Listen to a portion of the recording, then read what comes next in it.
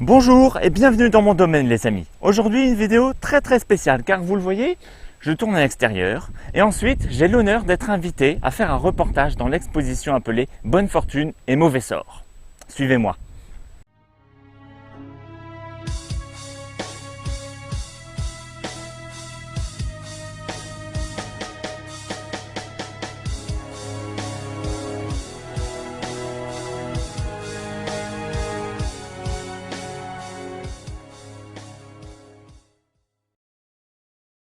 Nous sommes ici à quelques encablures de Brest à l'abbaye de Daoulas. L'abbaye monte chaque année des expositions sur les coutumes, les us et coutumes des peuples étrangers, mais cette année il a été décidé de s'occuper de nos propres coutumes. Nos croyances, nos traditions, nos gris-gris qu'on peut avoir dans la poche pour se porter bonheur, ou alors tout ce qu'on peut croire sur l'astrologie et l'ésotérisme en particulier. C'est ce que je vous propose de découvrir aujourd'hui. Car oui, nous avons tous des pratiques que nous préférons taire de peur d'être jugés. Mais quoi qu'il en soit, dans cette vidéo et dans tous les autres de cette chaîne, on ne va pas en parler, on ne va pas les juger. Ce qui compte, c'est ce que ces pratiques disent de nous. Que nous y croyons pas, nous sommes tous, peu ou prou, confrontés à ces notions de voyance et d'ésotérisme. Entre le capitaine Haddock, qui se fait alpaguer par une voyante. Un peu d'argent, s'il te plaît, sinon grand malheur, je te dis. Entre le professeur Trelawney dans Harry Potter, personnage à la fois loufoque et clé de l'intrigue. In this room, you shall discover if you possess the sight. Ou alors avec Corto Maltese qui va jusqu'à se graver une ligne de chance dans la main. On a tous affaire à ces notions. Et justement, l'expo qui a été installée cette année collecte de nombreux objets magiques. D'ailleurs, une grosse majorité de ces objets viennent du MUCEM, le musée des civilisations européennes et méditerranéennes à Marseille. Bon les amis, je crois que c'est le moment d'entrer. À ma place, vous passeriez sous l'échelle ou vous prendriez la porte? Je crois que je vais prendre la porte, c'est plus sûr.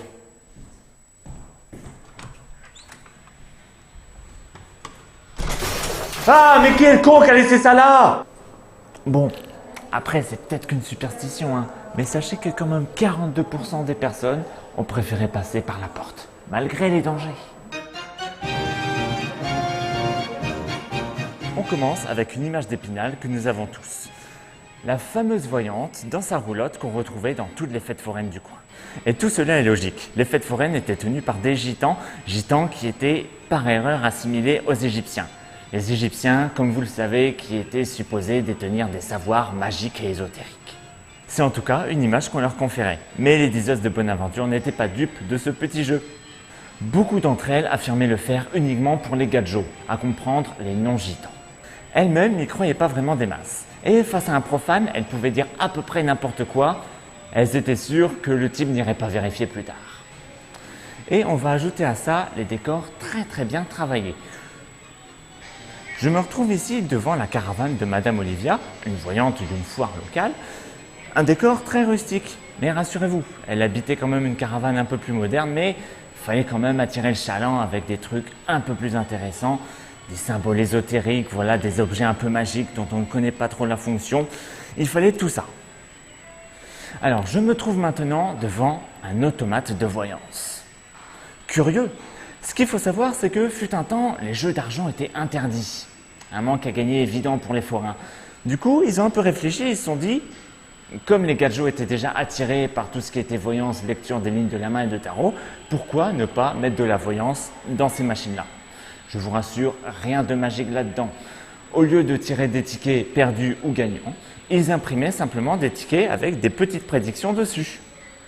La règle était contournée et on pouvait continuer à gagner de l'argent. Je rappellerai que de nos jours, les numéros SMS surtaxés marchent de la même façon. Faut-il y croire? Une machine peut-elle prédire l'avenir? Je mettrai ici en doute la crédulité des spectateurs. De toute façon, on est à la foire pour rigoler, rien de sérieux là-dedans. Suite à ça, on va parler de la voyance qu'on peut pratiquer à domicile. Je veux bien entendu parler des tables qui tournent ou des tablettes Ouija. Pour ce faire, il faut donc avoir une table comme ceci avec des lettres, des chiffres, oui ou non et au revoir. Parce qu'il faut être poli avec les esprits. Pour la consultation de l'esprit, il faut ensuite un verre que l'on place à l'envers sur la planche. Chaque participant met un doigt dessus et c'est parti pour l'invocation. Pour ça, il faut que l'esprit maîtrise bien la langue des intervenants. Pour ceux qui seraient tentés de pratiquer, sachez que quand le ver dessine un grand 8 sur la planche, ça veut dire que c'est un mauvais esprit. Et s'il répond non à la question « Es-tu là ?», c'est que l'esprit est con. Dans le même domaine, il y a eu sur YouTube la fameuse mode du Charlie Charlie. L'invocation d'un esprit qui s'appelait justement Charlie Charlie. Je vais peut-être laisser un autre youtubeur en parler. Vous prenez une feuille de papier sur laquelle vous faites une grande croix. En haut à gauche et en bas à droite, vous écrivez oui. Et dans les cases restantes, vous écrivez non. Ensuite, vous placez 2 crayons à papier l'un sur l'autre comme ceci. Voilà. Et le crayon du dessus va bouger pour indiquer oui ou non, tout simplement. À partir du moment où il y a un mouvement qui se fait seul, comment savoir si dans les vidéos qui tournent sur internet, personne n'est en train de souffler derrière la caméra? Bah oui, car c'est ça l'intensité du souffle qu'il faut pour faire bouger le crayon.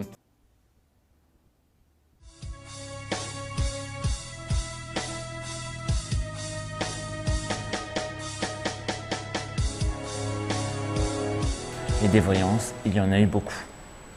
La cartomancie, l'astrologie et la chiromancie. D'ailleurs, est-ce que tu sais ce que c'est?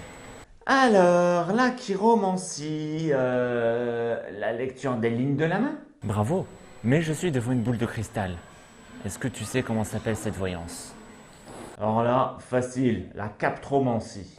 Bravo, et qu'est-ce que c'est la molybdomancie? Alors, la molybdomancie, on fait ça avec du plomb qu'on fait fondre, qu'on fait couler dans de l'eau bien froide. Il durcit et puis après, avec les formes dessinées, on peut lire l'avenir. La scatomancie? Alors là, trop facile. C'est pareil que la molybdomancie, sauf qu'il faut couler du bronze et non du plomb. Ce jeu m'ennuie quand même un petit peu. Si tu continues, on va faire de la chasse-mimancie, la lecture dans les bâillements. Et encore, ce n'est qu'un tout petit aperçu de tous les types de voyance qu'on peut pratiquer. Il y en a un nombre incalculable. Mais ce qui est encore mieux, c'est les médiums. Ils n'ont pas besoin de tous ces petits gris-gris du cours d'école. Eux, ils voyagent avec l'esprit. Évidemment, la frontière entre toutes ces disciplines peut être très ténue et très floue. Nombre de cartomanciens ou d'astrologues se disent aussi médiums.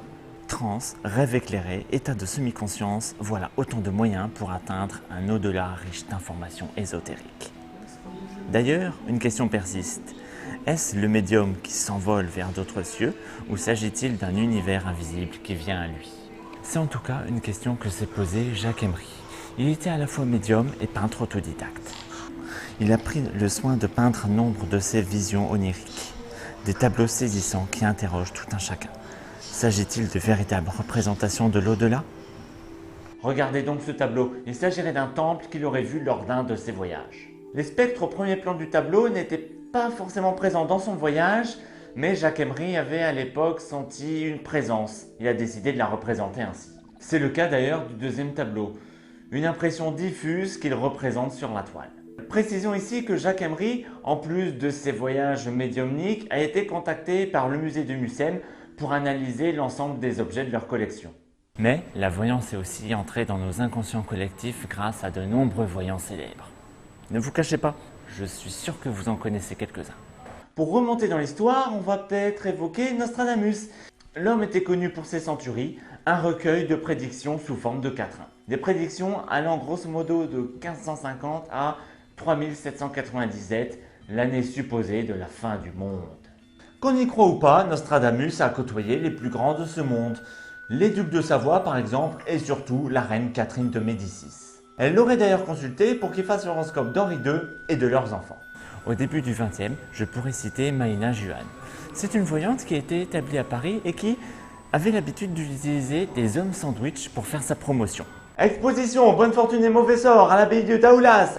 Les savants peuvent très bien être ancrés dans les traditions et utiliser les moyens de communication modernes. Niveau publicité, on pourrait aussi parler de Madame Soleil. Madame Soleil qui est la première voyante à être passée à la radio en France. Elle a tenu une émission entre 70 et 93 et elle a même ouvert un service Minitel.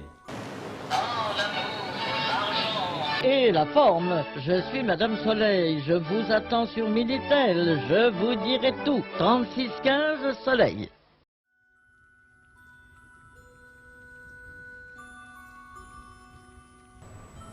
J'ai ici l'honneur de me retrouver devant une copie exacte du cabinet de Béline. Évidemment ici, on s'éloigne de la roulotte de voyante. Regardez, on aurait plus affaire à un médecin généraliste. Et pourtant, quelques indices vendent pourtant la mèche. Les chouettes empaillées, par exemple, représentent la sagesse et sont souvent les accompagnateurs des sorciers. Les tableaux qui représentent des yeux peuvent évoquer le troisième œil réservé aux devins. Ou encore, il y a la main de gloire, ce puissant objet magique qui permet à son possesseur de devenir invisible.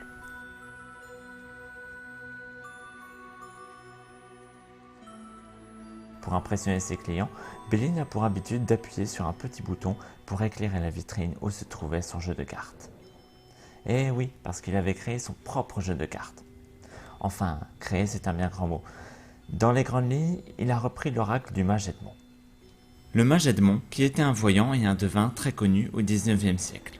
Son jeu qui est construit sur une base de 7 planètes, Mercure, Vénus, Mars, Jupiter, Saturne, avec le Soleil et la Lune en plus.